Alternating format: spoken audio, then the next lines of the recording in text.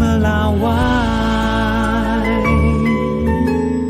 Sensus Ekonomi tahun 2026 untuk memperoleh data terbaru, kondisi usaha dan aktivitas ekonomi masyarakat mulai dilakukan di berbagai wilayah di Indonesia.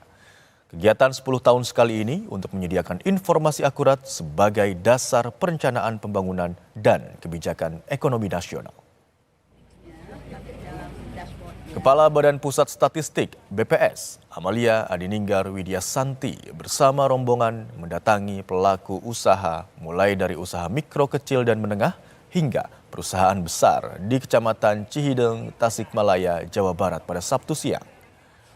Petugas BPS menyediakan stand untuk mengumpulkan data terkait jenis usaha, jumlah tenaga kerja, omset, serta penggunaan teknologi dalam kegiatan bisnis.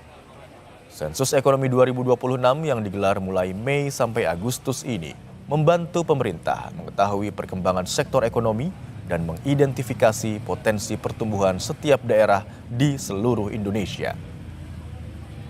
Hasil sensus ekonomi ini akan digunakan sebagai dasar penyusunan kebijakan ekonomi, perencanaan pembangunan, serta pemetaan potensi usaha di berbagai daerah. Sedang melakukan supervisi monitoring terhadap pelaksanaan sensus ekonomi di Kecamatan Cihideng, Kota Tasikmalaya. Dan tentunya bapak-bapak ini yang di belakang dan ibu semua nanti akan didata dan sebagian sudah didata, dan tentunya kami terus ingin mengedepankan bahwa sensus ekonomi 2026 ini adalah milik masyarakat Indonesia, bukan milik pemerintah tetapi milik kita semua. Oleh sebab itu nanti semua masyarakat Kota Tasik harus terdata dengan baik.